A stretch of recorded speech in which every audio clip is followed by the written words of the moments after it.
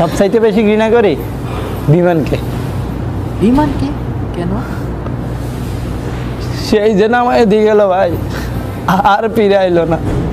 একটু সুখের আশায় আমি মাকে কথা দিয়েছিলাম এবার ঈদে বাড়ি যাব, তোমার হাতের রান্না করার সময় খাবো, তোমার দুটি পা সালাম করে সবাইকে নিয়ে ঈদগাহ মাঠে নামাজ পড়তে যাব।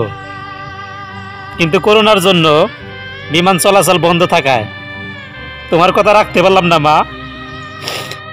তুমি তোমার অবস্থাটাকে ক্ষমা করে দিও মা। পরিবারের সাথে ঈদ করাটা সবার কপালে থাকে না, যেমন আমরা প্রবাসীরা।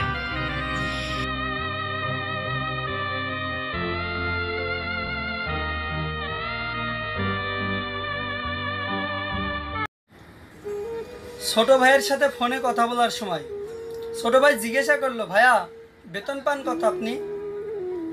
বললাম পাই 1050। জিজ্ঞাসা করলো কত ঘন্টা ডিউটি করেন? বললাম করি 10 ঘন্টা। হতবাক একটা প্রশ্ন করে বসলো, মাত্র 10 ঘন্টা ডিউটিতে 50,000? বা ভালো তো, প্রবাস জীবনটা অনেক সুখের, অনেক টাকা উপার্জন করা যায়। তার এই কথাটা শুনে আমি কয়েক মিনিট নিস্তব্ধ হয়ে গেলাম।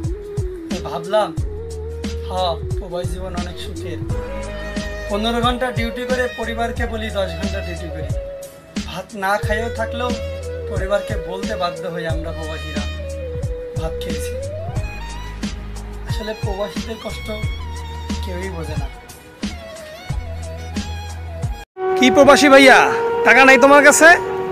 কারো কাছে চাইতে পারো না? চাইবা কেমনে? তুমি তো চাওয়ার মানুষ না, তুমি তো দেওয়ার মানুষ। তুমি তো দেওয়ার মানুষ, প্রবাসী তুমি। তুমি খালি দিয়েই যাবা, চাইতে পারবা না। মনে হয় বাংলা থেকে হাত বাড়িয়ে ডাকছে আমার মা। প্রবাসী জীবন আর ভালো লাগে না মাগো। আমি মরে গেলে আমায় তোমরা ভুইলা যাইও না।